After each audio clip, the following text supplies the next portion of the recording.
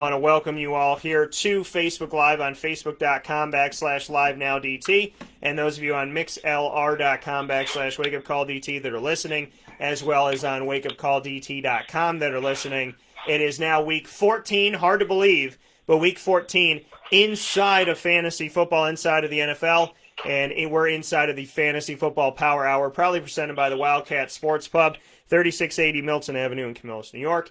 And you can also go there for curbside pickup, takeout, and delivery by calling 315-487-2222 for the Wildcat. Mr. Sofka, good morning and happy week 14 of the NFL. Hey, how you doing, Dan? I'm doing very well. And, Mike, above all things, you and I believed. We believed this was going to happen. We had faith that it was going to happen. We stayed true to everything. We did more fantasy football work this season than we've ever done together. And we've done, did more preparation, did more everything, and we believed. We kept working. We believed that our work was going to pay off and mean something and be for something, and here we are 14 weeks into the season. What does it mean to you that we stayed true and faithful, that we'd have a season and we had hope, and the fact that we're in week 14 of a season that some people thought would never happen? Yeah, well, it's what we do. We do this every day, and there's a reason for it because it makes it easier. Believe it or not, the more you do something, the easier it gets, the better you get at the same time as well. So if you just do a little bit each day, it comes off and pays off in the long run, and you can face adversity, you can get through bad times. So that's pretty much life. I mean, look at me. What's the temperature like there in Syracuse area today? 34. Yeah, it's in the mid-50s here, so the world is ending in Florida right now. Cats and dogs are living together. I mean, but we are going to muscle through this. We are going to get through this 50-degree weather. I think we're going to be fine here in Florida. My hopes to you as I hibernate up here up north, we're going to jump right into Thursday football. The Patriots will be taking on the Rams. That's game number 1 in week 14 of fantasy football advice. Take it away, Mr. Sofka. Yeah, well, the Patriots coming off that huge win. I mean, they had special team scores. They had punt return scores. They had some guy with some Polish name that nobody's ever heard of scoring touchdowns left and right. It was a crazy game. And the Rams, who would have thought that they would have walked in Arizona and Jared Goff show up and throw for 350 yards? But, it's going to be a challenging game for both sides. I think Jalen Ramsey is going to play a big part in this game simply because, well, not because the Patriots have an excellent receiver. It's just he's that guy that seems to be everywhere he needs to be when he needs to be at that star position. So, looking at this game from a fantasy perspective, I don't see a lot of value on New England's side. I mean, the highest-ranked person I have is Cam Newton at 25. Heads up, there's only 32 teams, so that should tell you something. I mean, all the running backs are in the 30s and 40s. Wide receivers, I don't know which one's going to show up, if at all, if any of them show up. So I'm not playing any of those guys. On the other side of the ball, though, Jared Goff, number 13 on my rankings. And the running back situation, Cam Akers seems to be the guy on the rise. He put up a little over 70 yards and a touchdown this past week. Incrementally, he's getting better and better. And again, I've said it all season. You got to give these rookies time. They haven't had rookie camp. They didn't have the in-person experience all summer long that they needed to have simply because of the COVID restrictions. So Cam Akers is going to continue to be on the rise. Darrell Henderson, number 43 on my rankings. Cam Akers, number 34. The wide receivers is where the money's at on this team, though. Cooper Kupp landed at 18 and Robert Woods at 14. Tyler Higbee, 21 and 25 for Gerald Everett on the tight ends. I'm looking at this game from a fantasy perspective only, but if I had to bet on this game, I'd have to take the Rams at home. Yeah, there's a lot of things going on in this and a lot of things that were stated. I'm looking at the fact that, the wide receiver that led New England in their 45-0 trouncing of the Chargers on the road, which was insane. I picked the Chargers in the game, and I said, I wouldn't be surprised if New England goes over there because it's still Bill Belichick, and as long as Bill Belichick's there, great things can happen. But Gunnar Olszewski is the guy that led the team. Gunnar Olszewski, I'll say that again. Do you know where he went to college? Bemidji State. Bemidji. Bemidji State is where he went, and that is in Minnesota. It looks like Oswego, for those of you in central New York. The buildings look like Oswego. Bemidji State is where he went to school, in Minnesota, and now he's leading the Patriots last week in a 45-0 romping. Absolutely insane. Nothing surprises me under Bill Belichick, though. I mean, in all honesty, the man, like Mike said, he's controlled the weather before. He's done a ton of things. It just seems to work out for the gentleman. I don't know how he does what he does. I don't know where he gets these superpowers from. I don't know what black magic. Hopefully he didn't make a deal with the devil. I have no idea what's going on. But the reality of it all is Bill Belichick is successful. And 45-0 against a Justin Herbert. Justin Herbert, who's done a lot of good things this season, has really had himself an awesome debut in the NFL. And then leave it up to Bill Belichick to figure him out, make him look bad, have him throw 2 interceptions. The guy passed the ball 53 times in the game trying to come back and win. And Cam Newton, I think, only attempted 19 passes in the game. So, the New England Patriots scoring on all different which ways, making it happen, getting it done. And looking at this, I mean, it's like Sony Michel showed up. Gunner, like I said, Demir Bird showed up, and N'Keal Harry showed up. Damian Harris got me 80 yards on the ground. That's good stuff. Jared Stidham got in for 3 passes and was 2 of 3 and threw a touchdown pass. That's got to make you feel good. When the starter and the backup both score on you, that's got to make you feel great. Not a lot of great things happening for Austin Eckler or Kalen Ballage. Not a lot of good things happening for Justin Herbert. Just a bad game, and New England figured them out. And why wouldn't they, Mike? They seem to do the things that we don't think would happen. And they're playing a Rams team on Thursday night that did something we didn't think would happen. They beat the Cardinals. The Cardinals have been in a downward spiral. Believe it or not, folks, the Rams are 8-4 right now. The Rams are 8-4. The Cardinals are 6-6. The Rams are fighting for the opportunity to take this division, obviously. And they were able to do a lot of things in this game and take over. Shout out to the Rams for what they were able to put forward. Kyler Murray did have 3 touchdowns in the game. Goff only had 1 touchdown. But Cam Akers scored, Darrell Henderson scored, and Jared Goff scored on the ground. Robert Woods, Cooper Kupp, Gerald Everett, Malcolm Brown. A lot of guys got involved here. And it's great to see that Akers and Henderson and Malcolm Brown all got involved. Akers and Henderson on the ground. Akers getting 21 carries, Henderson only getting 3 in the game, but averaging 16.3 yards a carry for 49 yards. His longest one, which helped his statistics, were a 38-yard run. They got him all but 11 of his yards and a touchdown. And so, there's some good stuff to be said about that. But the Cardinals aren't looking good. The Chargers didn't look like themselves. Now the teams that did it to them get to play each other. So for New England's side, I would say that Cam Newton, he was limited in practice with an abdomen injury. If he's able to play, if you have 2 quarterbacks, then I would definitely put him out there. I don't think he's a true starter. I think he's a 2, but if you have 2, then you can go ahead and do it. Jacoby Myers and Demir Bird. Demir Bird's numbers haven't been that high. Neither has N'Keal Harry. Gunnar Olszewski, I wouldn't go crazy over this, especially since you're in your playoffs right now. Jacoby Myers, there's really nobody I can trust. Damian Harris is somebody to look to. James White or Sony Michel is a flex. But Damian Harris is the one that I would look to as a low-end running back. Sony Michel as your flex. I really can't trust in the wide receiver core or the tight ends of New England. On LA's side, Jared Goff, not a bad play in this game. But because of what's been done by New England, especially on the road here, mind you, folks, if you're looking at the schedule right now, New England went to L.A. and is staying out in L.A. So, they're not going to be hurt by the constant travel back and forth. That's not going to affect them.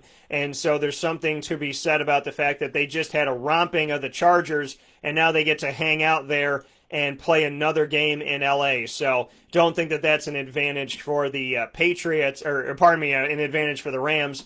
The Patriots are doing just fine. So Jared Goff, I say, is a low-end 1, high-end 2. I like Darrell Henderson and Cam Akers in this game. Cam is limited with a shoulder injury. I like Cooper Kupp and Robert Woods. And Gerald Everett and Tyler Higbee keep going back and forth, so you can't really trust in either one of them. The reality of it all in this matchup is that the fantasy value lies with the Rams, but the reality is that the Patriots kind of dictate everything still, even without Tom Brady, and that tells you how much control and positive work that we get from Bill Belichick. So in this matchup, I'm going to pick the Patriots, And Mike, refresh everybody again. Who did you go with in this matchup? Who did I say? Yeah, I said the. Yeah, let's go with the Rams. Okay, so Mike's going to go with the Rams. I'm going with the Patriots. I think the fantasy value lies with the Rams, but reality is Patriots, so that's where I'm going to go. Houston at Chicago. Houston knows they have a problem, and so does Chicago, but it's not as bad as the Jacksonville problem. So what do you have for Houston at Chicago? Yeah, Houston can't believe what they... I mean, the look on J.J. Watt's face at the end of that game was something else, especially when he gave up a safety. I've seen a lot of safeties lately. I don't know what's going on. I don't know if there's something in the water or what, but and Chicago is Chicago. They're going to let you down. I mean, it's going to happen. They lost to Detroit. I mean, how can you lose to Detroit? You can't let that happen in your home crib. Now, I know the home field advantage isn't what it was in the past, but what I'm trying to say is these are two kind of bad teams right now. I mean, and not just kind of bad. They're bad. The good news is you can get some fantasy value out of some of these guys. Deshaun Watson, number 9 on my ranking this week. David Johnson trying to make his way all the way back. Number 20, Duke Johnson, number 44 on the rankings. Wide receivers, these guys are wide receiver 2, wide receiver 3. That's Brandon Cooks, 21, and Kiki Kuti, number 26. Look out for Chad Hansen, too. Keep your eye on this cat making his way onto the field. I can't start Jordan Akins or Darren Fells. I just don't have any faith in those guys. And watch this. Now they're going to go out and have a huge game. What I do have faith in is more Chicago players than Houston players, because Houston's defense is not Chicago's defense. Mitchell Trubisky, number 15. That's your middle-of-the-road guy. And David Montgomery, number 8. There's your RB1. And Allen Robinson. He's going to be wide receiver 2 in this game, number 15 on the rankings. And watch out for Cole Kmet. He's slowly out-snapping Jimmy Graham, and that's because of his blocking ability, but that's opening up more opportunities for him because the other teams see him as the blocking tight end, so that's a good thing. He's number 18 on the ranking, while Jimmy Graham's number 39. I got to go with the better defense in this. I think Houston has more ability to put up some points, but just breaking this down, defense and fantasy value, how can I not go with the Bears? And they're going to be at home. I know they just lost to the Lions at home, but I don't think they're going to lose 2 in a row, and I don't think they're going to lose to the Texans. Yeah, I think Chicago, I think this is going to be a lower scoring game, and I trust Chicago's defense more than Houston, so I agree with you. Fantasy-wise, Deshaun Watson, it's hard to keep him off. He's a lower-end 1, but he's still a 1 or a mid-to-low-range 1. But he's somebody to put out there. I don't trust the Johnsons in the backfield. Brandon Cooks is, he's up and down. That's who he is. That's what he does. That's why I don't draft him. So, the reality of it all is most recently here, he had 5 catches for 65 yards. Kiki Kuti had 141 yards on 8 catches, 9 targets. So Kiki is the guy to put out in this one. We were waiting for him to show up, and last week he did against the Colts in a loss. So I would say Kiki Kuti is a tight end or a wide receiver 2. I'd put Cooks as a lower end 2 behind Kiki. I can't trust the tight ends in that situation. Mitch Trubisky's taken the starting job back. I don't see anything from that. I would say David Montgomery is your best play. Cole Kmet, like you said, is in a place right now where he just had the best game of his career. So that says something about him. And I want to go back to that if we look at Cole and what this team was able to do. By the way, Chicago, we talked about are they a contender or a pretender? They started off the season winning 5 of 6 games. Since then, they have lost 6 in a row. So they won 5 of 6. Now they're 0 for 6, which puts them at 5 for 7 on the season after losing to the Lions here, who just fired their head coach and general manager. Apparently that helps you.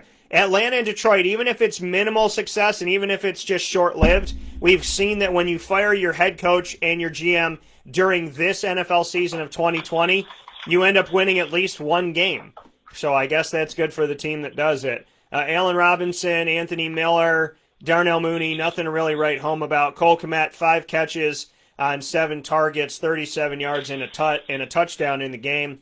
Cole Kmet, I put him as, if you have an emergency guy that you need to put out there, nobody's on bye this week, but if you got injuries, He'll probably be out there. I would venture to say people can't even spell his name, so you'll be able to get to him first. It's Kmet. So go out and get him as a tight end too. But outside of that, the money's in David Montgomery. I don't see a ton of fantasy value. I would say Chicago's defense and special teams isn't a bad bet in this one, as long as Kiki doesn't go crazy. And if anybody is, I would lean on him to do it. But I'm going to go with Chicago in this. I think it's going to be a low-scoring game, and I'm going to pick the Bears at home. Next game up, Mike, Andy Dalton versus Andy Dalton's old team. Dallas at Cincinnati, Cincinnati. What do you got? Yeah, well, we're on to Cincinnati. That's an old Belichick thing, and I'll tell you what, Dallas couldn't wait to get out of that situation they were in on that Tuesday night game. That was a pathetic performance. Des Bryant finding out when he's on the field 2 hours before the game doing warm-ups, and they're like, "Hey, yo, come on back inside. We got to retest you." Oh, you're positive. So for a lot of time just before the game, that 2 hours just before the game, that was a very tense situation for both teams involved in Tuesday's game. But Dallas looks to come back from that. They look to back. They're in a good spot here. I say a good spot because, well, they're playing Cincinnati, so anything can happen here. These are two bad teams. It is what it is, and I don't think I'm going to watch this game, but I think I'm going to keep track of it because there are one or two guys I'll probably be playing. One guy I won't be playing, all likelihood, is Cincinnati's Brandon Allen. I mean, he had a slight injury toward the end of the game. They brought in Ryan Finley, so I think Brandon Allen's going to continue to get the start, but he's number 22 on my rankings. Giovanni Bernard, number 13. Looks like Joe Mixon's still going to be out. So Giovanni Bernard just outside of an RB1.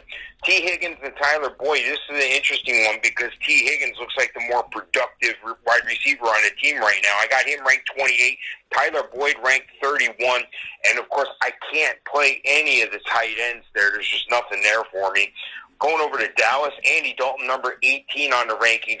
Zeke Elliott, he looked like he was running with some purpose last night, although it didn't get them far. He's number 9 on my rankings. And Amari Cooper, number 27.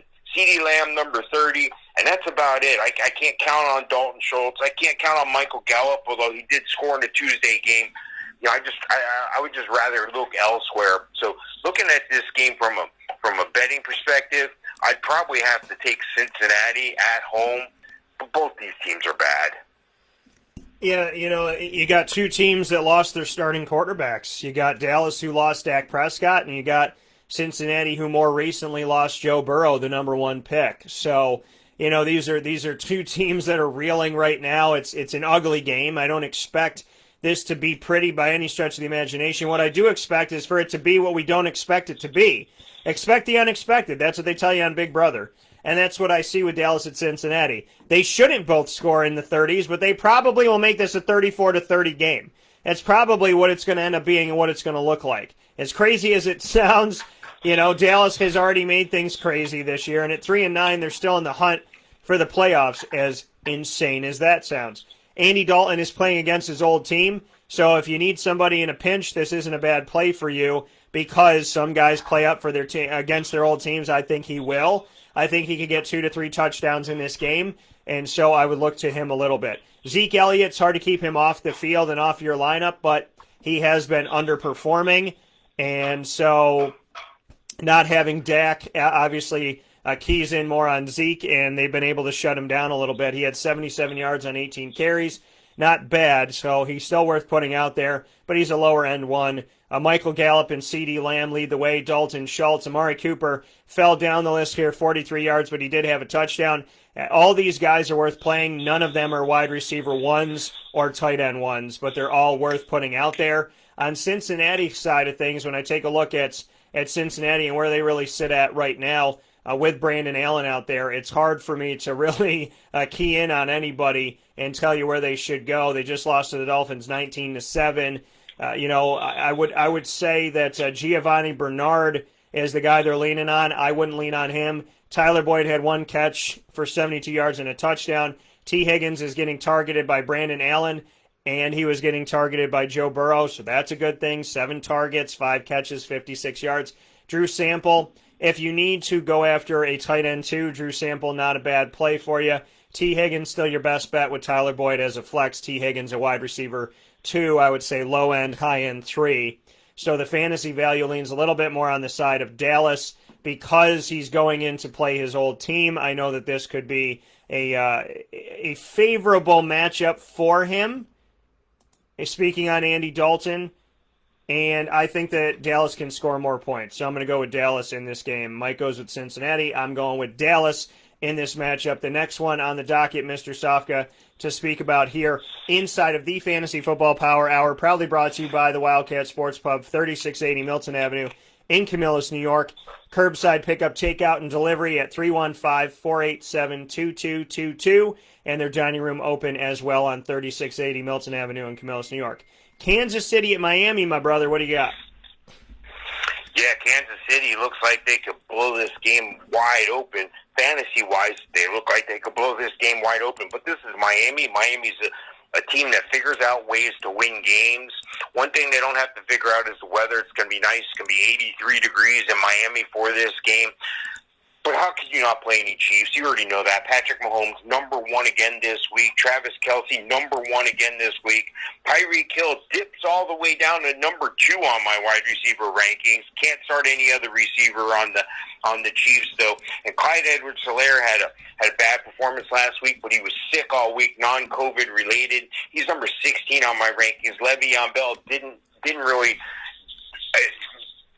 bounce off the screen to me, so he's number 48 this week, so I'm not even considering him in a flex necessarily. On the other side of the ball, though, Miami, you got to kind of like what they've been putting together. The thing I don't like is you really don't know who the quarterback's going to be. Is it going to continue to be Ryan Fitzpatrick, or is it going to continue to be Tua? I say they go with Tua, but I'm not going to rank either one of those guys against the Chiefs. I can't start any of the running backs. Maybe I could start Myles Gaskin. He's number 18 on my rankings. And Devontae Parker, number 12. That's the one wide receiver I can start. And Mike Gesicki I can start as well. He's number 11 on the tight end rankings.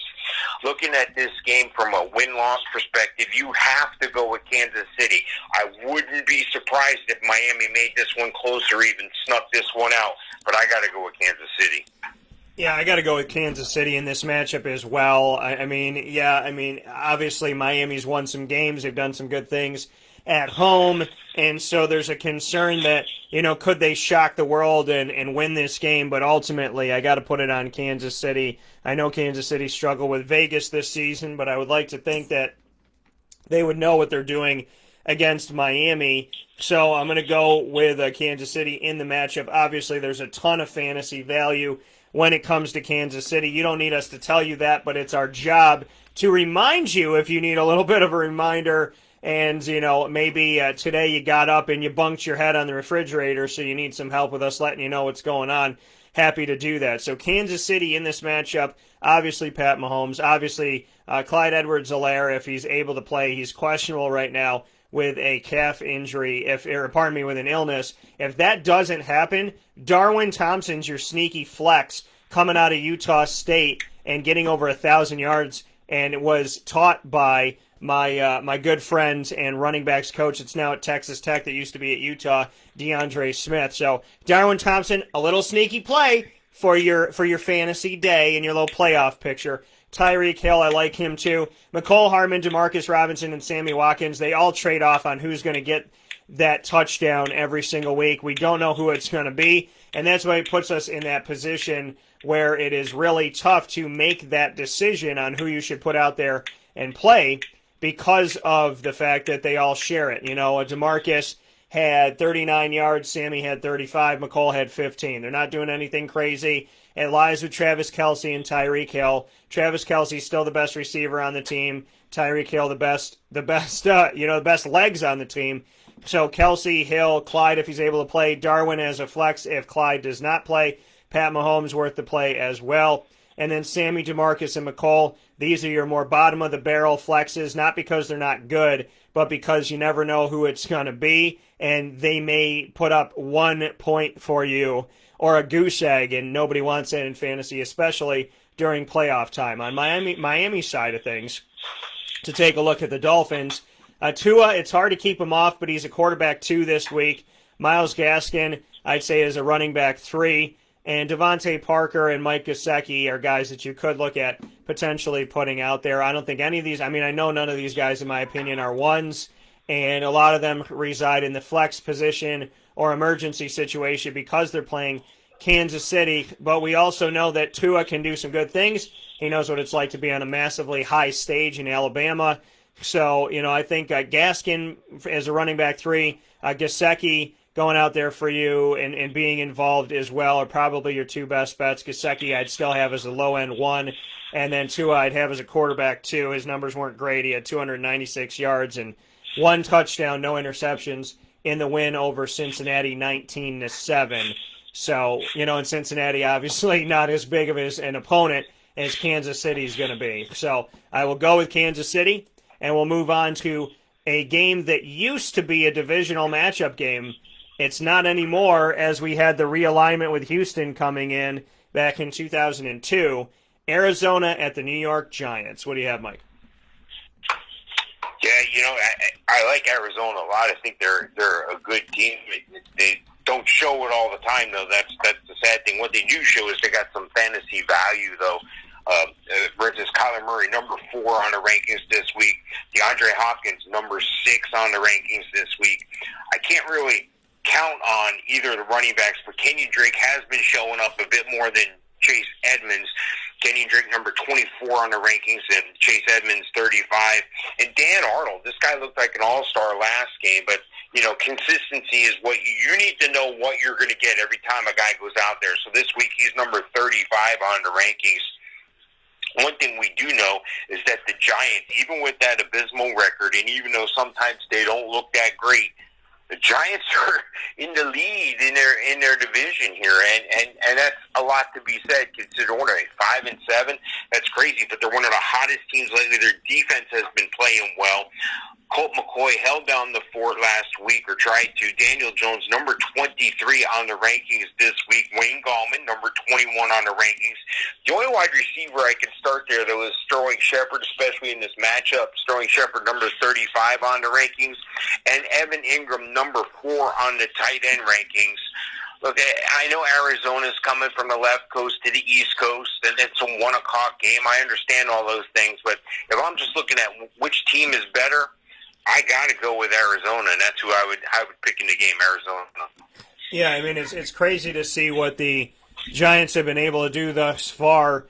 And a big shout-out to 2 teams that have already clinched playoff berths, one in the AFC, one in the NFC. Kansas City has already clinched a berth at 11-1, and New Orleans has already clinched a berth at 10-2. And spoiler alert, I think that's going to be the Super Bowl. I had preseason, Mike and I were talking about it, and I had Kansas City, Dallas. And now that we've seen where Dallas has been, the game that I had was Dallas versus New Orleans for the rights to go to the Super Bowl. So to me, I had New Orleans right there. And now, the first 2 teams to clinch, could that be a little foreshadowing that the first 2 teams to clinch a playoff berth are the last 2 teams that are going to be playing this year?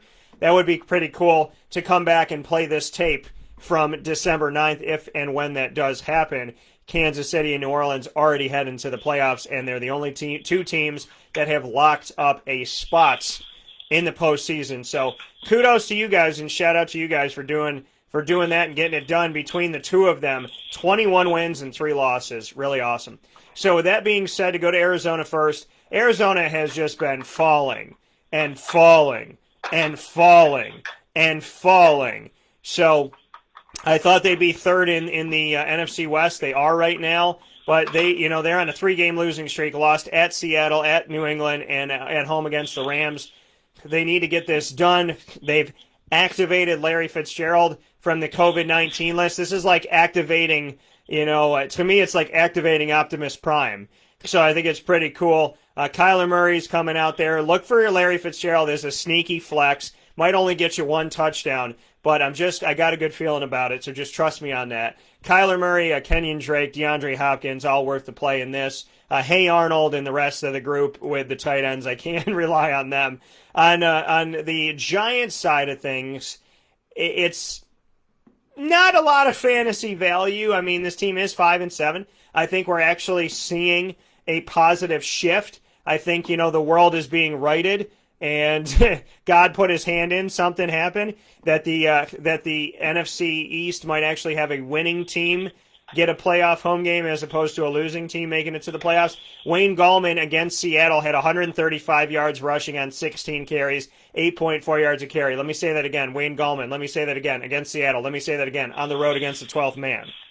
So, Wayne Gallman's worth the play in this matchup, and so is Evan Engram. Outside of that, there's really nobody. I got to tell you, for the Giants, I'm going to go with Arizona, thinking somehow, some way, this team is going to be able to pull off a win and stop the bleeding in Arizona. They have a 6-6 record. This one's either going to put them above or below 500. That's what they tell me in our mathematics department here at Wake Up Call with Dan Tortora. And the next one we got up here is Lake Minnetonka, the home state of Prince, going up against the Prince of the NFL. Or, I don't know, maybe he's the grandpa. I don't know what he is anymore. All I know is that there's 4 downs in the NFL, Tom. Minnesota at Tampa Bay. What do you have for this? Yeah, well, Minnesota lucky to get out of that Jacksonville game with a win, having to go to overtime. I don't know if that says something about Minnesota or if that says something about Jacksonville, but you know, Minnesota's got to go up against Tom Brady here, and that's not something they're used to doing. Tom Brady and the Bucs should be a great game temperature-wise. 81 degrees is what they're set for kickoff at 1 o'clock on Sunday. It's hard for me to compare these two teams because they're two apples and oranges teams if you look at just the names. But you got to look at the numbers when you're looking at fantasy. You got to look at the value you're going to get. You got to look at what this guy's going to do for your team, project the points, and move on. You know, the top guy for Minnesota, Dalvin Cook, number 2 on the rankings. And the top guy receiving-wise, look out. I'm not going to say Adam Thielen, Justin Jefferson. Guy's been on fire. Number 9 on my wide receiver rankings, while Adam Thielen is 25. Kyle Rudolph get himself back in the game now. We're not seeing Irv Smith, but he's number 24 on the rankings. Kirk Cousins, number 27. On the other side of the ball for the Bucs, I think this is where you're going to make more money. Of course, Tom Brady, he's going to be a top 10 quarterback, number 6 on the quarterback rankings. Ronald Jones, number 15. Leonard Fournette, number 26. And this is where a lot of the talent is as well, is that wide receiver. 22 for Mike Evans on the rankings. Chris Godwin's 32. Antonio Brown still trying to get in the mix of things, number 47. And Rob Gronkowski, number 5 on the tight end ranking. So you got to look at the actual value versus return, not just the names. So you know, if you have a tough decision, it's easy to make because math is math. And math is math. I got to go with the older guy. I got to go with Tom Brady because he's able to do that math. He's going to lead the Bucs to a victory over the Vikings. Yeah, you know, I think it says something about Jacksonville's fight. I think it says something about Mike Glennon. I think it says something about these guys just weathering a storm on what you don't know in Jacksonville is like, is this team trying to get the number 1 pick? What are they doing? I've never been for that, and I never will be for that. It's just not in my blood. So I will preface by saying that I am not for that by any stretch of the imagination. I'm not saying that's what they're doing. I'm just saying if it was, that you do not have my vote on that one. But Minnesota, yeah, having a fight to get out of that one alive, and that game was in Minnesota. What I thought the Super Bowl was going to be a couple of years ago, and it was close, very, very close to happening. So, but it didn't go in their direction for Minnesota, nor did it go in their direction for Jacksonville.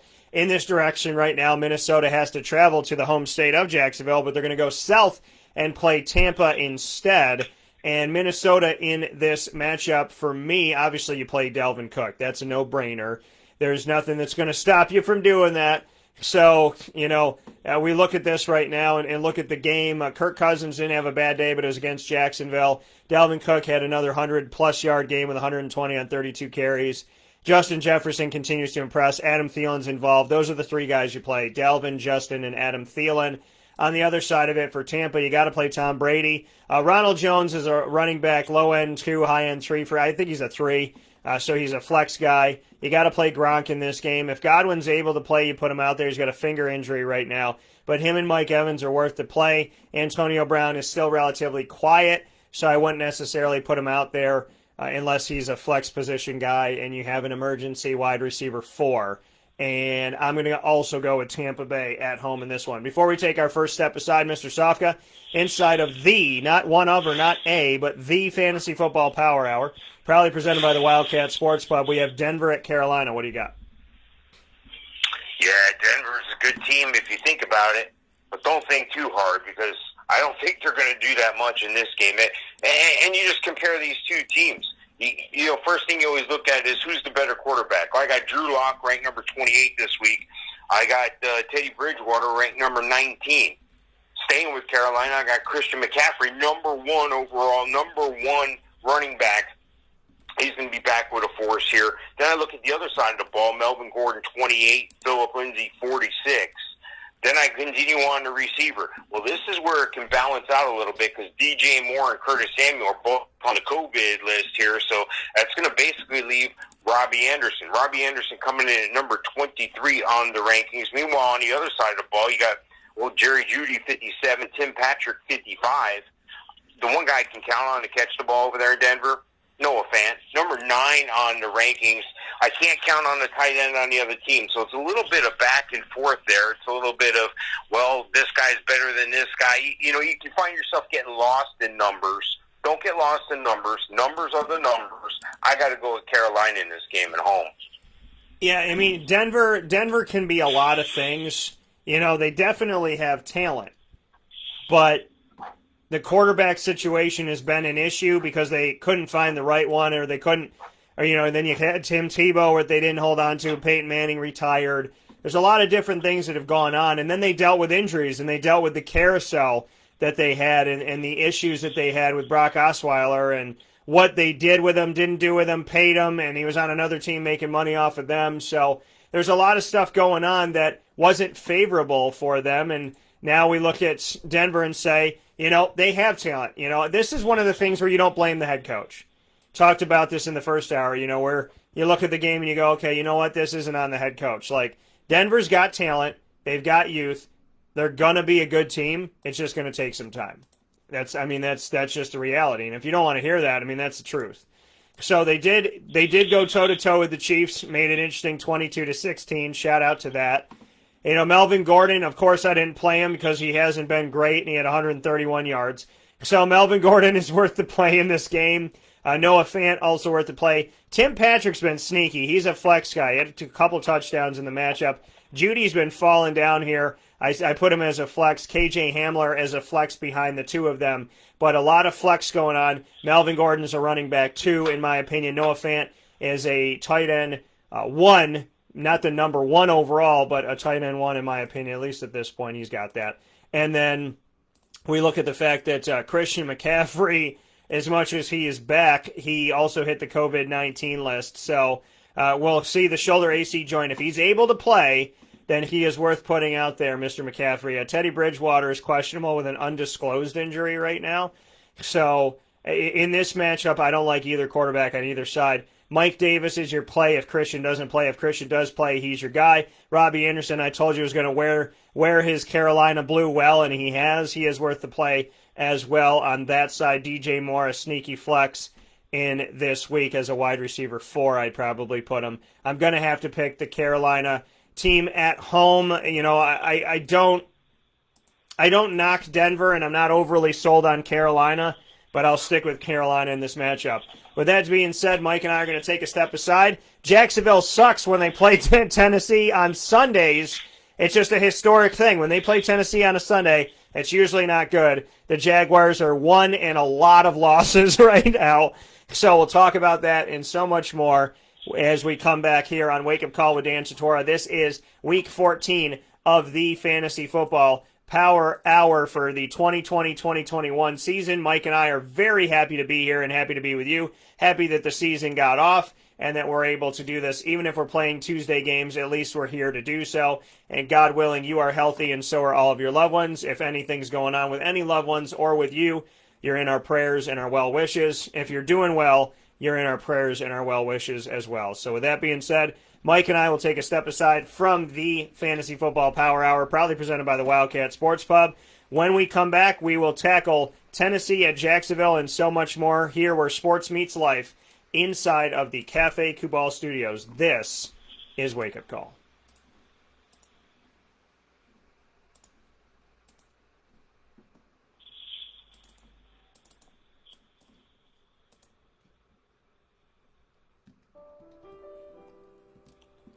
Avicoli's Restaurant, located right at the corner of Route 57 and Wetzel Road, is proud to be your local neighbor, growing with you for over 20 years. We're open 7 days a week for lunch, dinner, and drinks. For takeout, delivery, or catering, call us at 315-622-5100. When you order online and use our promo code ABS10, you will save 10% on your online purchase at myavicolis.com. And make sure to join us monthly for our live on-site broadcasts centered around Liverpool athletics. Avicoli's, your local, trusted neighbor right at the corner of Route 57 and Wetzel Road.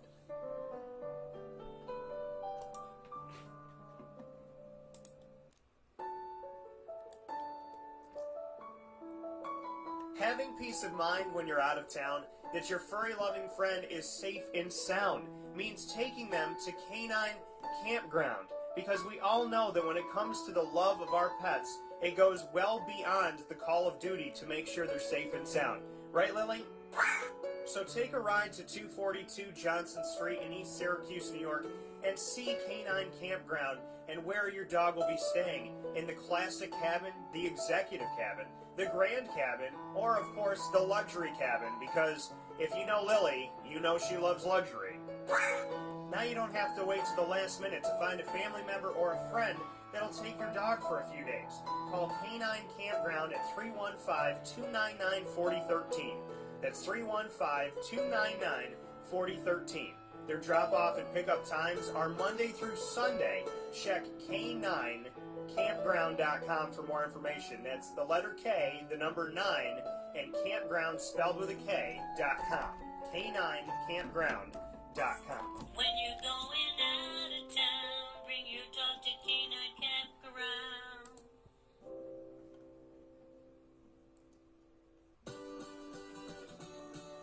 Trapper's Pizza Pub, located on 5950 Butternut Drive in East Syracuse. Right off of Bridge Street is your local community supporter right around the corner. Join us on site at Trapper's Pizza Pub for our live monthly broadcast supporting Central New York student athletes and their sports programs. Call 315-438-4444 for more information. And find us on Facebook and Instagram at Trapper's Pizza Pub. Trapper's Pizza Pub, your local community supporter, right around the corner.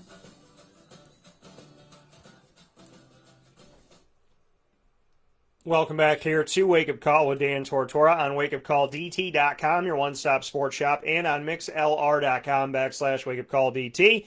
Here with my guy Mike Sofka inside of the Fantasy Football Power Hour, proudly presented by the Wildcat Sports Pub, 3680 Milton Avenue in Camillus, New York.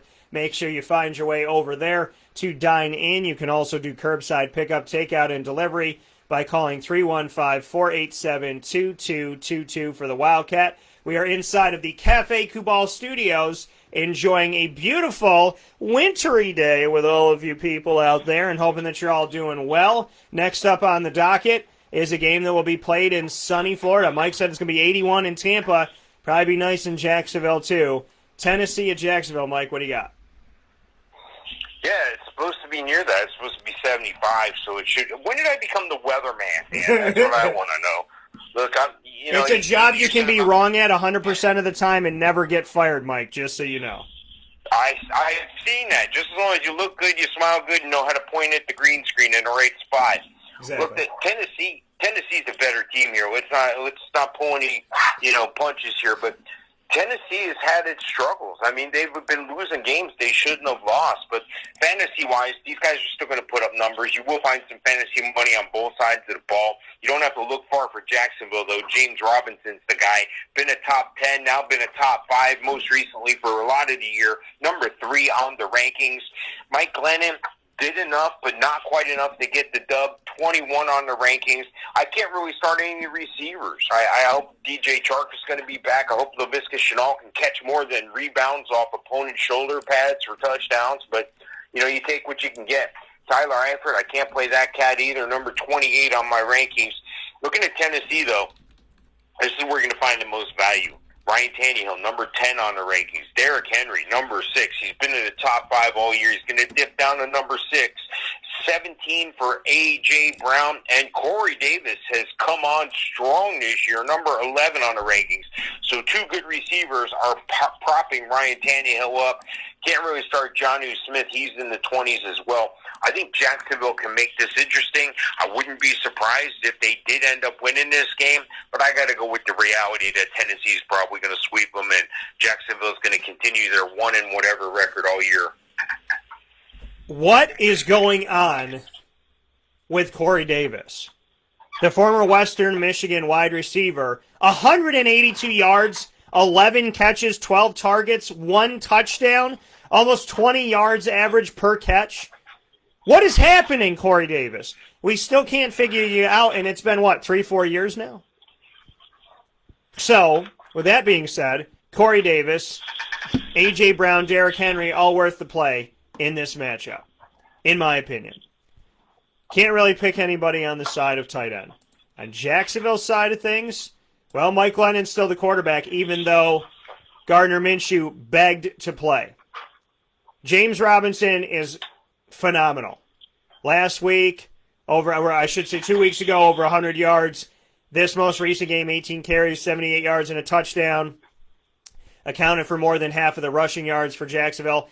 Colin Johnson, what did I tell you? What do I say 100 million times on the show? Every quarterback has their guy.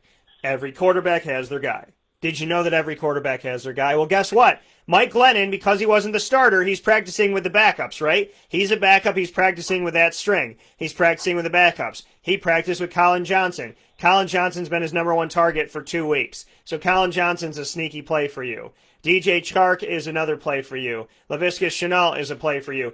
Chark, Shenault, Johnson, all flex guys right now. Chark with a slight edge above that as a wide receiver 3. The other 2 guys a 4. But Colin Johnson, once again, you have to circle those moments and understand that every quarterback has their guy. James Robinson has been the one shining moment.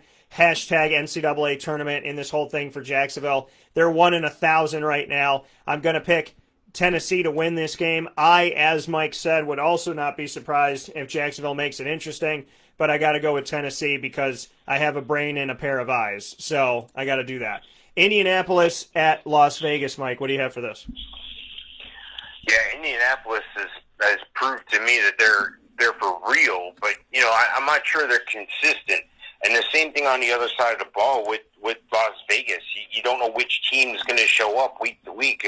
Las Vegas almost losing to the Jets the other week, came down to a lucky play with 8 seconds on the clock. But from a fantasy perspective, you got to be able to weed these guys out. And the number 1 guy, obviously, on the field for me is Darren Waller. He's a beast. He's been putting up the yardage. He's been getting the touchdowns. And Derek Carr has not worried about throwing the ball to Darren Waller. He does that very frequently. Darren Waller, number 2 on the rankings this week. Josh Jacobs probably out again. He scooped up Devontae Booker. Like I said, when every week I put out the waivers, the upgrades, and the ads. It's a free video every week. And he was on my ads a couple weeks ago. And sure enough, here he is, Devontae Booker, stepping up in Josh Jacobs' absence. Derek Carr, though, don't get so excited about that Darren Waller connection. He's number 20 on my rankings. Going over to Indianapolis. Indianapolis is being led by Phillip Rivers. He's that middle-of-the-road guy. Number 16 on my rankings. He's going to need Jonathan Taylor. He's going to need Nyheim Hines. I think both of those guys will show up. Jonathan Taylor, 14 on the rankings. Nyheim Hines, number 17.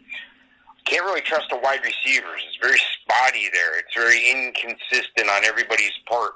The one guy who hasn't been inconsistent is Trey Burton. He sneaks in for a touchdown usually every game. Doesn't put up much yardage, maybe 30, 40, 50 yards, but a touchdown and that yardage makes you fantasy relevant at number 19 on the tight end rankings. Looking at this game on a math perspective, you can sort out the fantasy guys. More importantly, you want to sort out who's going to win this game. I think Indianapolis is the better team. I know Vegas is at times looking like, hey, they could beat anybody.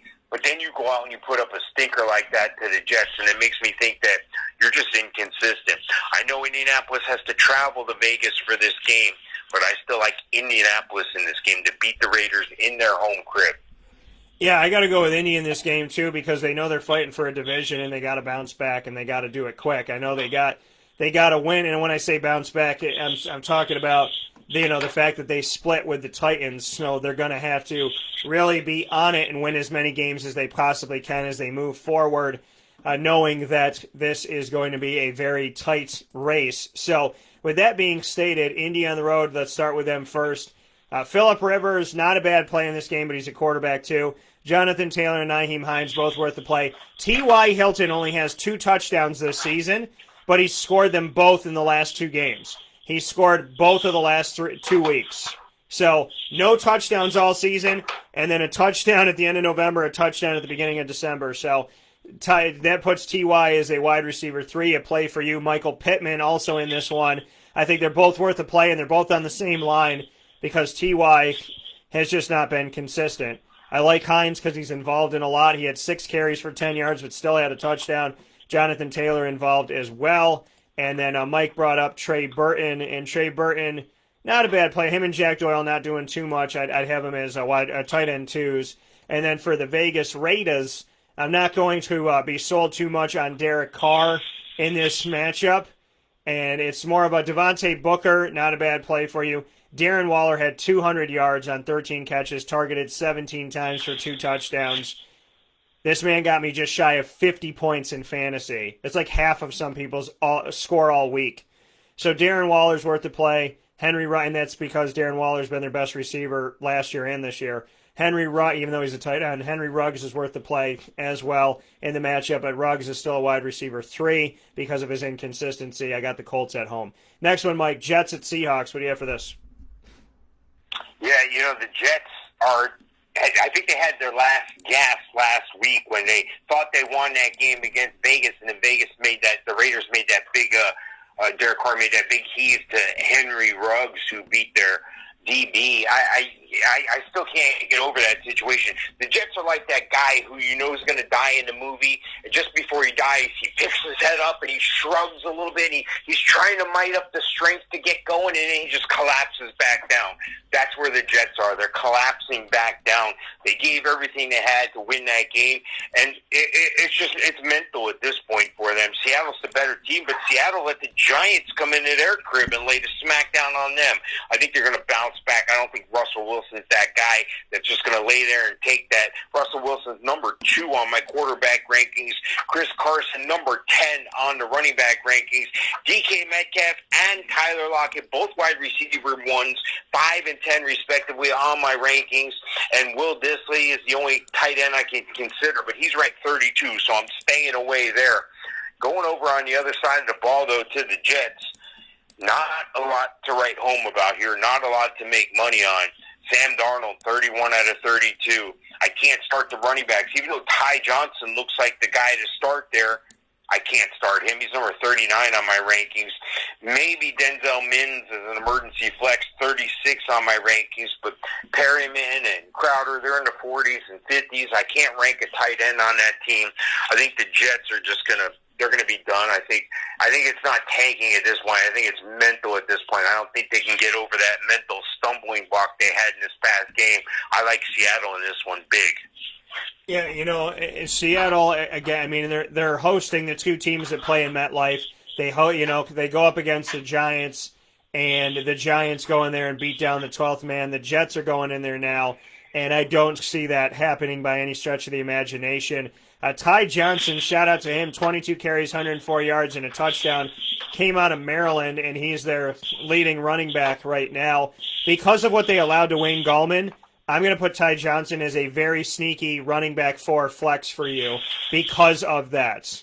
Outside of that, Jamison Crowder's your best bet. He's been your best bet all season for the Jets. On the other side of it, for the Seattle Seahawks, I would tell you that, in my opinion, obviously Russell Wilson, obviously Chris Carson, Tyler Lockett, and DK Metcalf. Those are easy plays for you. And I look at Seattle's defense and special teams. And, Mike, I'm going to second you on the movie, analogy, but I'm going to tell you the Jets are the guy who is about to go down in the basement in the horror movie where everybody screams at the camera, don't go down to the basement. And, yeah, he shrugs his shoulders, but he still goes down in the basement and he gets murdered. I mean, it's reality. The Jets are the guy where it's like, we've made it to the end of the movie. All we have to do is to get into the vehicle whose lights are on and whose engine is running. All we got to do is hop in and go, and he sits down in the middle of the field and has his head chopped off. Those are the Jets. So, with that being said, I'm sorry for creating such a graphic picture. I really hope I don't think about that later tonight when I go night-night. But Green Bay at Detroit, Mike, what do you have for this? Yeah, these are two teams headed in opposite directions. Now, I know the Lions snuck out that win last week against the Bears, but I think, again, these are two different teams. One team is superior to the other, and obviously it's Green Bay who I'm talking about, the superior team. Aaron Rodgers, number 3 on the quarterback rankings. His other buddy, Aaron, is number 5 on the rankings for running back. So 3 and 5. Oh, and then you got a number 1 in Devontae Adams, number 1 receiver. And you know what? Robert Tonyan's a bottom-end tight end, 1 at number 12 on the rankings this week. You got to like Green Bay in this one. On the other side of the ball, you can find a little bit of fantasy value, though. DeAndre Swift should be fully back this week, number 12 on the rankings. T.J. Hawkinson's the guy you want, though. He's still going to catch the ball. He's number 3 on the tight end rankings. He's going to help Matt Stafford get up to number 14 on the quarterback rankings. And again, I have to go with the better team here. It's just math at a certain point. I'm going with Green Bay. Yeah, you got to go with Green Bay in this game. Obviously, Green Bay 9-3 on the season. They have a comfortable cushion of 3 games over Minnesota right now, which is some good stuff. So, I would definitely tell you that you got to play Green Bay. They went up against the Eagles, took care of business at home in a big way, 30-16. And Jalen Hurts got to play with Carson Wentz, which is interesting to see if they're going to do that the rest of the season because of the fact that this is a very, this is not a great season for Philadelphia. So they're just going to kind of see what they have for the future type of thing. Green Bay, obviously, you have to play Aaron Rodgers, Aaron Jones. Jamal Williams, take a look at him. He's been reduced again. So it's Aaron Rodgers, Aaron Jones, Devontae Adams, Allen Lazard. Not a bad play. Robert Tonyan, I agree. He's a tight end 1, but he's on the lower end of tight end 1s. And then on the other side of it, to look at health, DeAndre Swift once again didn't play. Pissed off me and other fantasy owners, including my guy Rudy. So Adrian Peterson's worth the play for you, but he's a running back 3. And then outside of that, Kenny Galladay is questionable with a hip injury. So that leaves Marvin Jones for you. If Kenny's able to play, you put him in. If not, Marvin Jones is a wide receiver 4. T.J. Hawkinson still a tight end 1, but the value lies in Green Bay. The points lie in Green Bay, and look for Aaron Rodgers to have himself a fun day in this one. Saints at the Eagles, Mike. What do you have for this? Well, this is the same as the previous game, Packers and Lions. These are two teams headed in opposite directions. And hats off to the Saints. Last year they went without Drew Brees. They went 8-0 while he was out. And they're continuing to do a steady climb this year as well with Taysom Hill at the helm. The Saints are 10-2. They've secured their spot in the playoffs. I don't think they're going to take their foot off the gas, though. How can you when you're going to face Philadelphia? You're going into Philly, which isn't an easy place to play. But then you look at the players and you realize it's going to be easier for them than it is Philadelphia. Jalen Hurts is going to get the start this week. He's number 24 on the quarterback rankings. Miles Sanders struggling to do some things, and that's just the team around him. They don't block very well. Number 27 on the running back rankings. I can't start any receiver on this team because I don't know which one's going to show up, if any. Travis Fulgham looked like he was going to, conquer the world for a couple weeks there. Then he's been real quiet. The one guy who's not quiet, though, is Dallas Goedert. He's number 7 on my tight end rankings. Going over to the other side of the ball, though, New Orleans is where you're going to make your money. Taysom Hill, number 8 on the quarterback rankings. Alvin Kamara, the stud, number 7 on the running back rankings. Michael Thomas, number 19, and Jared Cook, number 31. These numbers don't impress me totally, but you can spot pick the few guys who are going to really help you.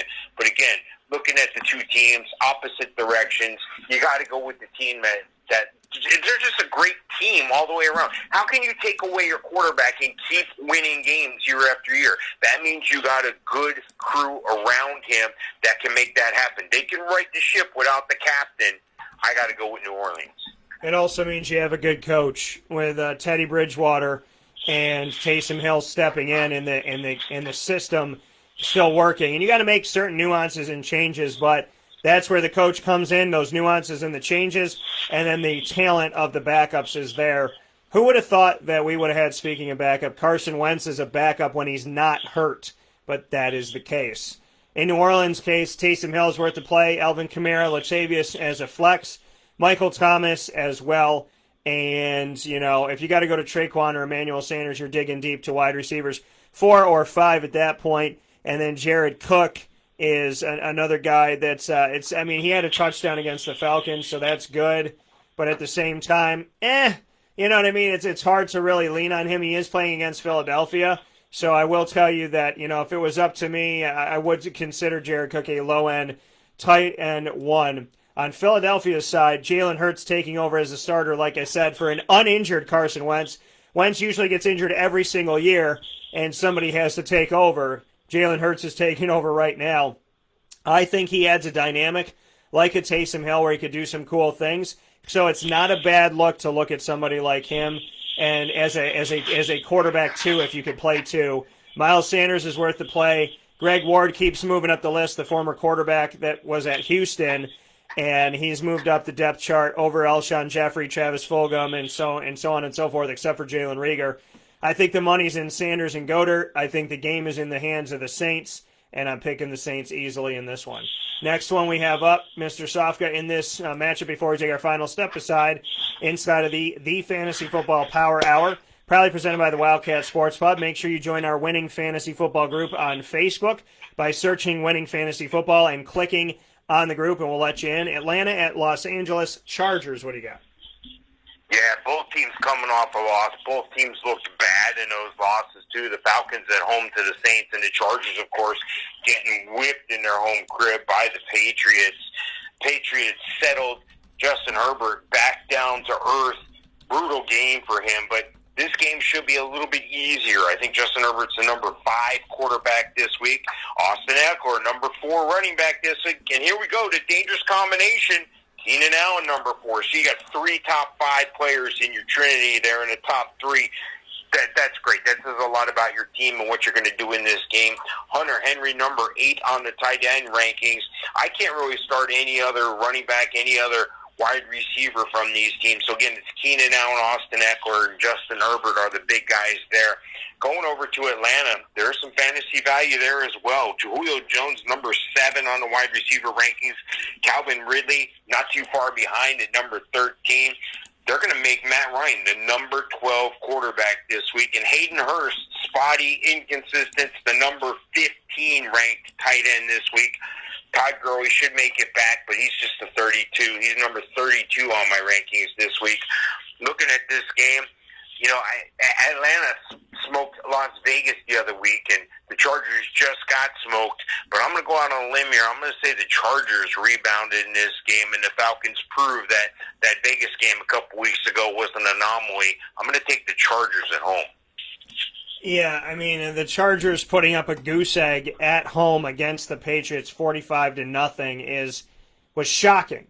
I didn't think that they would get shut out. I thought that they had a chance to win. I picked them to win. I said, whenever you're playing up against Bill Belichick's mind, there's always the chance you could lose, but to lose by almost 50 points and to not score a single point is very strange for me. I think the Chargers will bounce back. I'm going to pick them as well. Atlanta's defense is atrocious. We've talked about that. So their rushing game is not good. 3 different running backs, and they all amounted. The 3 running backs together look like one running back. 21 carries for 70 yards. No touchdowns. Matt Ryan didn't even look good. So the best plays for you in this one are Calvin Ridley would be your best. That would be the number 1 play for you. Julio Jones would be the 2 for you. I do think Calvin Ridley is passing him. So I like Ridley and I like Jones to put out there. They're both wide receiver 1s, but I'd pick Ridley over Jones is what I'm saying. I can't really trust in Todd Gurley. I'm done doing that on my side. On the side of the Chargers, I know their numbers didn't look great, but Keenan Allen is worth the play in this matchup. I like Justin Herbert in the matchup because of the defense he's playing. And I would tell you Austin Eckler, Hunter Henry as well. And, you know, maybe an outside look at Mike Williams if you need somebody. He had 9 targets, but his efficiency wasn't there. So he'd be probably a wide receiver 5, if not a wide receiver 4 maybe. And I'm going to pick the Chargers at home in the matchup. Washington football team against San Francisco. A team that's called a football team going up against a team that I'm surprised can even field a football team with all their injuries and COVID-19 positive tests. What do you have for this, Mr. Sofka? Yeah, Washington's no slouch. Washington just beat Pittsburgh in Pittsburgh. I think that says a lot for Pittsburgh and a lot more about Washington. Washington said after the game, Montez Sweat and crew said, that Baltimore had exposed some things in Pittsburgh the week before, and sure enough, Washington capitalized on that. But let's get down to earth. Let's get serious here on the fantasy rankings. Alex Smith is he is what he is. He's doing what he can. He's number 30 on the quarterback rankings because he doesn't have a lot around him. Antonio Gibson might be out with a toe. He's got the turf toe. That's a very painful injury and can have you out weeks, just like a high ankle sprain. So that makes J.D. McKissick number 29 on the rankings. Peyton Barber's going to step in like he did this past week, but he's number 76 on my rankings. I can't start that guy. He's supposed to be the power runner. I just don't believe they're going to be able to power run in this game. Terry McLaurin, number 8 on the wide receiver rankings, and Logan Thomas, number 16. Bouncing over to San Fran. San Fran just got whipped by the Bills in their own crib, so you got to take that into consideration. But looking across the board, there's not a whole big bunch of fantasy value. The one guy that seems to shine lately is Jordan Reed. Hats off to Jordan Reed and Trey Burton in this league. At one time, both those guys were backup quarterbacks at the University of Florida, and both those guys have made a name for themselves, albeit recently on the mid-range level, but they're still NFL players. And Jordan Reed is NFL and fantasy relevant this week as number 14 on the rankings. The wide receivers, Samuel and Ayuk, I can't really start those guys. If I had to start one, I'd go with Ayuk over 39 and Samuel 46 on my rankings. Raheem Mostert, trying to get back into the swing of things. He's number 22 on my rankings. Jeff Wilson's going to be the passing down guy at number 38. And Nick Mullins is a bottom-of-the-barrel quarterback. I can't start him. I'll tell you something. I think Washington is going to be able to pull off the victory here. Watch out for Washington now. They're going to win some games here. Not enough to make the playoffs, but they're going to win some games. I'll take Washington in this game. Yeah, I'm taking Washington in the game too, Mike. I'm taking the football team, even though there's 32 football teams. This one gets to name themselves that. So I'm going with them in the matchup. I do think Washington's going to win. I'm not threatened by, if I'm a team going into San Fran, it's not threatening to me. I'm riding a high right now if I'm Washington. I'm 5-7. I still have the opportunity to go to the playoffs, and I just beat the team that nobody beat in the country in the prior 11 games. There was only one undefeated team in the nation, and that was the Pittsburgh Steelers. Now they're not. Now they're 11-1 because of Washington, who won on the road, like you said, at Heinz Field. I've been there, 23-17. Craziness going on, and a big old some of all of this right here. Alex Smith, not only is he alive, the man is healthy, he could come back to football, he is a starter, and he just beat the top team in the nation. Let's go. Record-wise, I still think Kansas City's the best, but I'm saying record-wise. Logan Thomas, to me, is worth the play in this matchup, which the first time I've said that all year. Alex Smith is a quarterback 2, so if you can play 2, this is not a bad week to play him because he's playing up against San Fran. And outside of that, Terry McLaurin is worth a look as well. For Washington, Antonio Gibson, doubtful to play. Mike made mention of his injury, so just watch that. On the other side for San Fran, there's really nobody to write home about except for Brandon Ayuk, which I would put as a wide receiver 4 flex. And Deebo Samuel, I was put as a wide receiver 3, probably a flex for you as well. I got to go with Washington on the road. And with that being said, Mike and I are going to step aside for our final fast break. When we come back, God willing, this will be a normal week of football. And our Sunday game will be played on Sunday Night Football, and our Monday game will be played on Monday night, and we won't have any Tuesday or Wednesday games. That is the hope. We don't know what's going to happen. Buffalo just blew out, or I shouldn't say blew out. Buffalo just handled the Niners. The Steelers just lost to the football team that is in Washington, D.C. They play each other in Buffalo this week, and Cleveland against old Cleveland are playing each other as the Ravens, who the Browns became, and the Browns coming back in 99. The two Browns teams, one of old and one of new, will play each other on Monday Night Football. We'll talk about all of that right after this for Sports Meets Life on Wake Up Call with Dan Tortora. You are listening and watching the Fantasy Football Power Hour, proudly presented by the Wildcat Sports Pub on 3680 Milton Avenue in Camillus, New York. Right here inside of the Cafe Kubal Studios, Mike and I have 2 more games to discuss to get you ready for Week 14 in fantasy, and we will do that right after this fast break.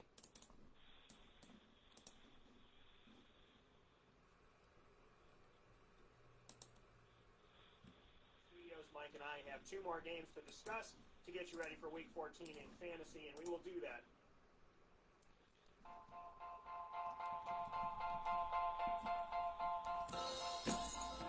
Cafe Cabal Mobile Cafe brings the cafe experience to you. We'll roll out to your neighborhood or office, ready to serve our locally crafted espresso bar to our loyal patrons. Inquire at cafecubal.com. Cafe Cabal, coffee for the soul.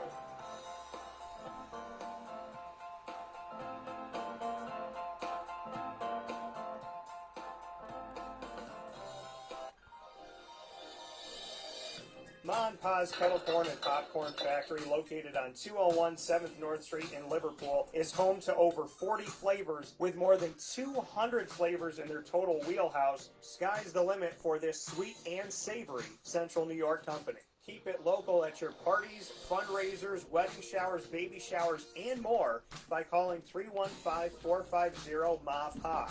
That's 315-450-6272 for popcorn bars with custom flavors and colors at your upcoming event. Make sure to visit them on 201 7th North Street in Liverpool, New York. And for more information, go to maandpazsnacks.com. Ma and Pa's Kettle Corn and Popcorn Factory. How corny are you? The Millhouse Market, located on 3790 New York 13 in Pulaski, New York, is worth the drive every time. Make sure you download their app and head out there Tuesday through Sunday. Their restaurant is now open inside. If you want to continue to socially distance and pick up your food, they have the drive-up window. The downloadable app on the Google Play or Apple App Store is easy and user-friendly. Go to the Millhouse Market on either one of those, Apple App or Google Play. You have the entire menu at your fingertips. Everything mouth-watering and getting your taste buds going crazy. Their concoctions are things that you don't even think about. The steak and blue pizza, the bee sting pizza, everything that they have, the pear and the gorgonzola and the different things that they put together, the sweet with the tart, the savory with the sweet. It's so amazing. Of course, their brownies, their cookies, their muffins, everything is fantastical. The sun-dried tomato mozzarella bread is 1 in a million. And it is all there for you for the taking at the Millhouse Market. Get the app, download it, contactless pay, drive up to the window, grab your food, and go. Or go inside and see the renovations they made. The Millhouse Market, only getting better in the toughest of times, which says a lot about who they are, how much they care, and how dedicated they are to the community. 3790 New York 13 in Pulaski, New York. The Millhouse Market is worth the drive every time. With that being stated, Mike and I are here for our final 2 games inside of the Fantasy Football Power Hour, proudly presented by the Wildcat Sports Pub, 3680 Milton Avenue in Camillus, New York. And you can go there for curbside pickup, takeout, and delivery by calling 315-487-2222. Inside the Cafe Kubal Studios, I'm getting a pumpkin spice chai today. You better be getting one yourself. I'm going to have to mail one down to Mike, and I'm going to hope that it doesn't spill when I send it in the cargo back of the plane that's on its way with all the goodies to Mr. Sofka. Mike and I got a couple games left to go. First one is Sunday Night Football. I cannot wait to get some popcorn ready from Ma and Pa's Kettle Corn and Popcorn Factory and watch this baby. Steelers at Bills. What you got, Mr. Sofka? Yeah, well, the Steelers coming off that loss and the Bills coming off the win on the road, and look out. I think the Steelers can lose this one as well. I think that there's a possibility the Steelers can lose another one down the road too and end up with 3 losses. We'll get into that as time permits next time. Pittsburgh, though. You got to look at Pittsburgh. When you look at Pittsburgh, you always got to look at Ben Roethlisberger. He's going to find a way to sneak something out. He's number 17 on the quarterback rankings. James Conner should be back. They need him. Gosh knows that Benny Snell wasn't able to get it done, but I think that speaks more for Pouncey being out on the offensive line. I think that they just didn't have the direction they needed. They didn't have that strength up the middle, and that's what you need when you're running the ball. James Conner, number 30 on my rankings. Juju Smith-Schuster, number 29. Deontay Johnson, number 16. Who would have thought you had Juju Smith-Schuster? Chase Claypool was playing out of his mind for a while, yet Deontay Johnson is the guy that you need to go with. Again, number 16, Chase Claypool, number 33. And the guy I like, especially in the red zone, touchdown-only league, is Eric Ebron, number 6 on the tight end rankings. On the other side of the ball, Buffalo, There's a little more fantasy money here, I think, and Josh Allen, number 7 on my quarterback rankings. He's going to be throwing the ball to Stephon Diggs, number 3. And Cole Beasley always seems to find his way in the end zone or find his way to be fantasy relevant. Number 20 on my wide receiver rankings. Dawson Knox, I know you've scored 2 touchdowns in 2 weeks, but that's all you've done all year. Can't start that cat. Looking over at the running backs, Zach Moss has been hit or miss. He's in the 30s. I know, check that. He's in the 50s, 54 on my rankings. I almost can't read my own writing. And Devin Singletary, number 23 on the rankings. Considering where these two teams have come from and where they're going, Pittsburgh, I hate to tell you, you're going to suffer another W this week. I'm going with Buffalo. And so, yeah, Pittsburgh, I'm going to agree with you that Pittsburgh will be on the wrong side of the win-loss column, and Buffalo will get the victory in this. I believe this. And the cool thing about this is this feels like a playoff game in the making that has the rights to go to the Super Bowl. Like, that's what this game feels like inside of the AFC this week. Could be something really, really special. I don't know if this is going to be a massively high-scoring game, but I do believe Buffalo is going to get the victory in this matchup. And to look at it, on the side of the Steelers first, Anthony McFarland didn't do much of anything. Benny Snell, 8 carries, 5 yards. McFarland, 4 carries, 15 yards. It's just like, they'll throw up in your mouth. Big Ben is the guy to play, 305 yards, 33 completions in the last game, threw 53 passes in the loss, trying to get a win. So I like Big Ben in this one. I can't trust in the rushing attack for them in this matchup. Juju is worth the play as a lower-end 1, higher-end 2. Deontay Johnson, Chase Claypool, and James Washington are all guys that are flexes right now. Because Chase has been the guy, James Washington's been the guy, Deontay Johnson's been the guy. So they're all wide receiver 3s to me because it's hard to choose. Juju's at 2. It's a great problem to have in reality, but in fantasy, it's a big conundrum. James Washington led the way with 80 yards, 1 touchdown. Deontay had 71 with a touchdown in this last week. Eric Ebron is also worth the play for you, getting you some good yardage at tight end. Got you 68 yards, 7 catches, targeted 11 times. The second highest targeted player by Ben Roethlisberger in the loss to Washington. On Buffalo's side of it, Zach Moss is doing not a lot right now. Devin Singletary's a running back 3. Cole Beasley has been doing good stuff. He's still a low-end 2, high-end 3 in my opinion. I like Stephon Diggs as well. And Gabriel Davis, not a bad play. He gets in the end zone and gets you some good yardage. And Dawson Knox is a tight end 2 on the lower end for me for Buffalo. And, of course, you got to play Josh Allen. 4 touchdowns, no picks, 32 of 40, 375 yards. He has been fantastic.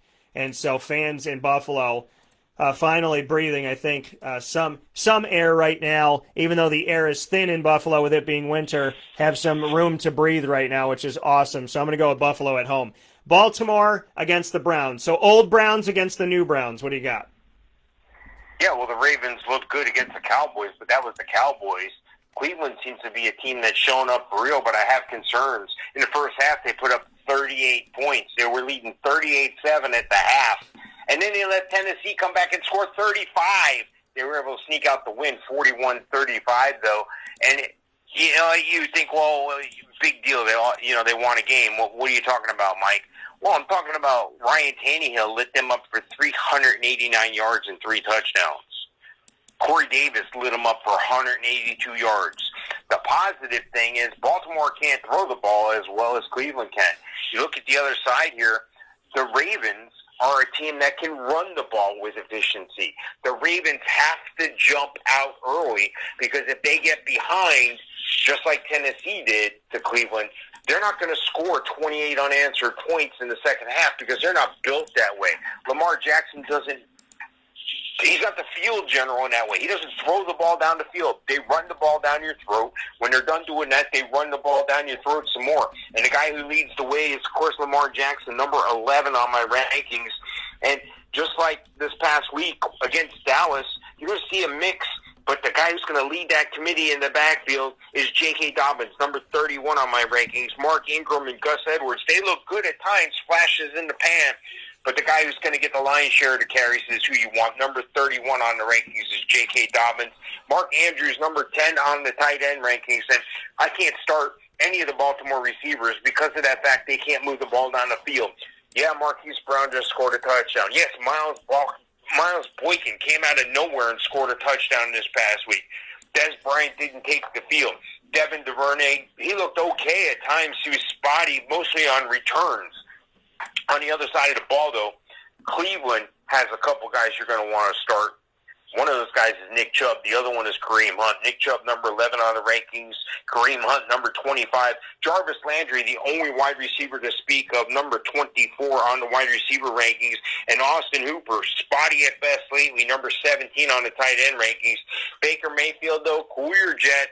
Don't get overly excited here. You're number 29 on my rankings because that Baltimore defense is going to get after Baker Mayfield. I know Baker's better outside the pocket and on the move, but I don't think he's going to be as effective on that against the Ravens.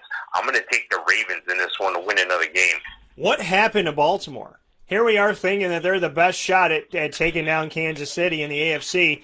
They're in third place in the AFC North. They're 7-5. They lost 3 of their last 4 games. At Patriots, Titans at home, at Steelers. They just defeated the Cowboys, but the Cowboys aren't a good team. So what is going on with Baltimore? 5 losses? They're only 2 games above 500 right now. That's insane. And when these teams played each other at the beginning of the season, Lamar Jackson took care of business. 3 touchdowns, no picks. Baker had 1 and 1.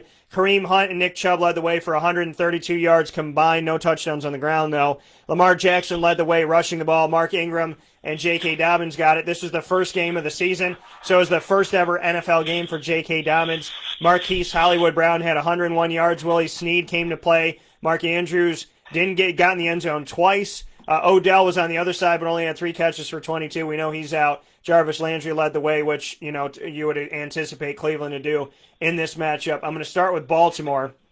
On Baltimore's side of things, coming off of this, I would tell you that obviously Lamar Jackson and J.K. Dobbins are worth the play. Marquise Hollywood Brown is a wide receiver 3, and outside of that, there's nobody I really look to. And when it comes to where they're sitting at right now, wide receiver wise, and then with Mark Andrews not being out there for them, that's something that could hurt them. On Cleveland's side of things, Baker Mayfield, I'm not sold to put him out there. I like Nick Chubb and Kareem Hunt. You got to put out Jarvis Landry as a low-end 2, high-end 3. Austin Hooper has been extremely underwhelming in this matchup. I'm going to pick Baltimore, but I think this will be a better game than it was in the beginning. Potentially, I really do think that. Cleveland's 9-3, folks. Remember, Cleveland's coming into this game as the home team and the better record.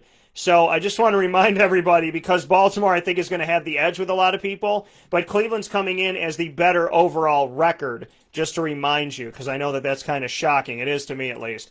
With that being said, going with Baltimore like Mike, and, everybody wants to be like Mike. So I want to thank Mike Sofka, Hall of Fame FantasyFootball.com.